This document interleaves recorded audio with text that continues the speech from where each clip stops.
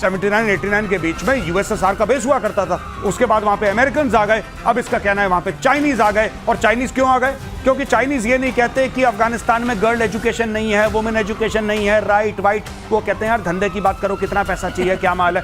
अमेरिकी राष्ट्रपति Donald Trump का बहुत बड़ा दावा। ट्रंप के मुताबिक अफगानिस्तान के बगराम एयरबेस के पास चीन एटम बॉम्ब बना रहा है। ट्रंप ने कहा कि बगराम एयरबेस काबुल से 44 से 60 किलोमीटर दूर है, जो अब चीन के नियंत्रण में है।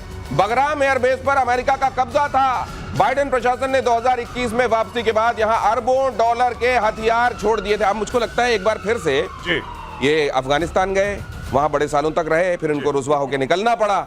अब फिर मुझको लगता है उसकी चटनी बनानी है कहीं पे इनको, चीन का नाम लगा के फिर से अपना सिलबट्टा लेके आ जाएंगे। ये सिलबट्टा लेकर आए और आसिम मुनीर यहाँ पे काम आएगा। जो बीच में आप डिस्कस करते हैं ना कि आसिम मुनीर को प्रेसिडेंट बना देंगे, आसिम मुनीर और जरदारी को उतार देंगे और ईरान को धोखा देने के लिए। तो ईरान और अफगानिस्तान दोनों अगल बगल हैं, दोनों के साथ बॉर्डर मिलता है पाकिस्तान का। आज की तारीख में ट्रंप का क्या मतलब है? ट्रंप का ये मतलब है कि देखो भाई ऐसा है, ये जो पूरा मामला है ना यहाँ पे बगराम एयरबेस का, Bagram airbase actually Soviet base होता था। 79 89 के बीच में यूएसएसआर का बेस हुआ करता था। उसके बाद वहां पे अमेरिकन आ गए, अब इसका कहना है वहां पे चाइनीज आ गए। और चाइनीज क्यों आ गए? क्योंकि चाइनीज ये नहीं कहते कि अफगानिस्तान में गर्ल एजुकेशन नहीं है, वुमेन एजुकेशन नहीं है, राइट वाइट। वो कहते हैं यार धंधे की बात करो, कितना पैसा चाहिए, क्या माल है। चाइनीज ये बात करते हैं, अमेरिका कहता है हम ये नहीं करेंगे, तुम्हें एक्सेप्ट नहीं करेंगे।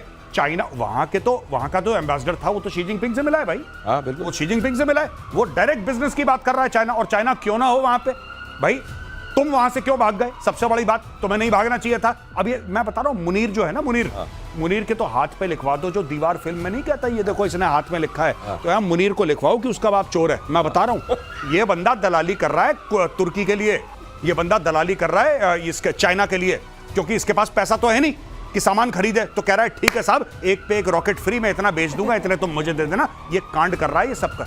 ये है हकीकत, और ये हकीकत इस तरीके से थ्रेडबेयर हकीकतों के खोले जाने का सिलसिला सिर्फ प्रतिशोध में होता है। अब ये देखिए, यमन में ईरान को बहुत बड़ा झटका लगा है। ईरान से आ रहे 7 टन हथियार जब्त हुए हैं, मिसाइल, ड्रोन पार्ट्स और वॉरहेड्स जब्त हुए हैं। हूती विद्रोहियों के लिए ये तोहफे भेजे जा रहे थे, लेकिन हथियारों की एक खेप हूतियों के पास पहुंचने से पहले ही रोक ली गई।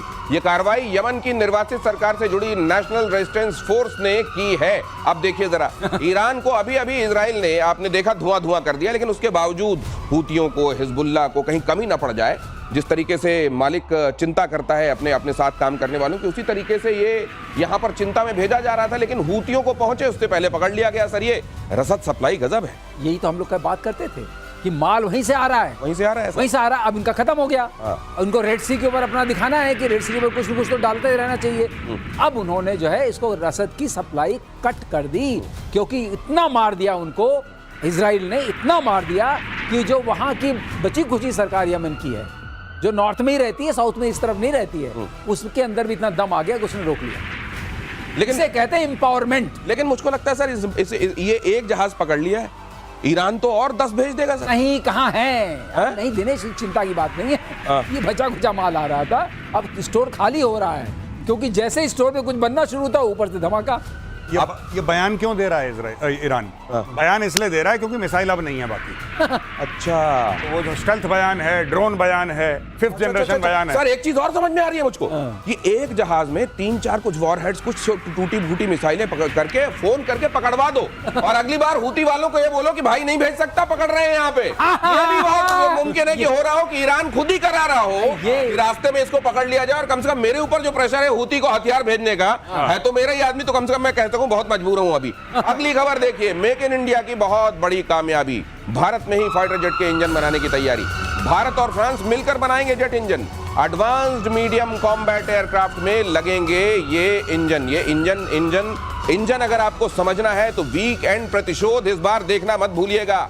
वॉर रूम वीकेंड प्रतिशोध में हम आपको यही बताएंगे कि फाइटर जेट्स के मामले में हम कहां हैं, फाइटर जेट्स में किन किन चीजों को हम बनाने लगे हैं और किन चीजों के बनाने में अब भी गुंजाइश है। सर ये कैसी खबर? जी बहुत बढ़िया खबर है। 2 कंपनी से बात चल रही है।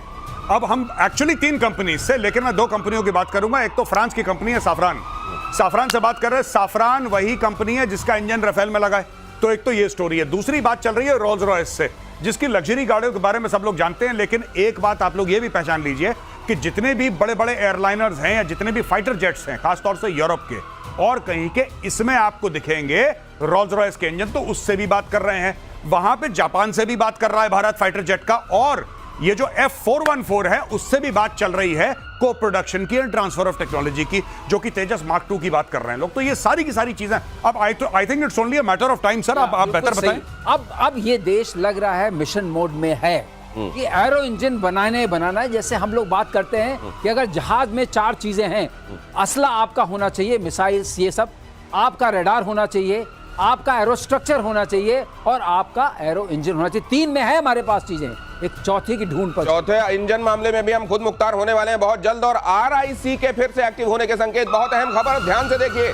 भारत, रूस, चीन तीनों फिर एक साथ करेंगे काम। चीन के बाद अब भारत ने इस तिकड़ी के रीएक्टिव होने के संकेत दिए। लंबे समय से रूस इस पर कर रहा है काम। सर ये अगर RIC, वैसे तो मेरे को लगता है कि क्या ये वजूद में आएगा, लेकिन अगर आकर वैसे काम करने लगा तो अमेरिका तो थरथरा जाएगा सर। ये थोड़ा सा मामला हिला हुआ है, लेकिन सांकेतिक है। सांकेतिक है कि अगर आप नाटो करोगे, हमारे खोपड़ी पे चढ़े रहोगे, ये टैरिफ, वो टैरिफ, 500%, 400%, हाँ, तो हमें कुछ तो कुछ करना पड़ेगा देश के लिए।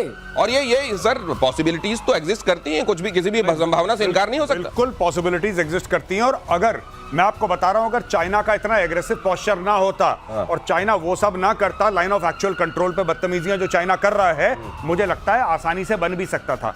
इंडिया चाइना पे भरोसा नहीं करता, सबसे बड़ी बात यह है, ये प्रॉब्लम है। इंडिया क्यों नहीं प्लेन्स ले रहा अमेरिका से? क्या इंडिया के पास पैसे नहीं है इसलिए नहीं ले रहा फाइटर जेट्स? क्योंकि कहीं ना कहीं ये भी रियलाइजेशन है कि America is not a trustworthy partner. ये सारा मामला ट्रस्ट पे चल रहा है, भरोसे का मामला है। लेकिन इधर RIC अगर होने पाया तो अमेरिकी एरोगेंस की तो RIP हो जाएगी।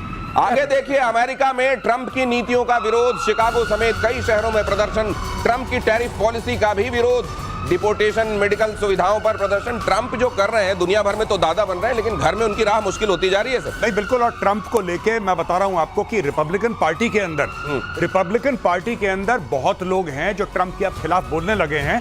वो लोग, दिनेश भाई, जो ट्रंप के नाम की कसमें खाते थे कि साहब ये है मसीहा जो अमेरिका को बचाएगा, he will make America great again. अब वो लोग 2 कदम पीछे कह रहे हैं, यार तुम्हें जो करना है देख लो। अब वो कहने लगे हैं टैको। और अमेरिका के ऑपरेशन मिडनाइट हैमर पर बड़ा खुलासा, ईरान में 3 में से 2 एटमी प्लांट को कोई खास नुकसान नहीं पहुंचा। हवाई हमले में सिर्फ फोर्डो प्लांट को गंभीर नुकसान हुआ है। नातांज और इस्फहान एटमी प्लांट को ज्यादा नुकसान नहीं हुआ है।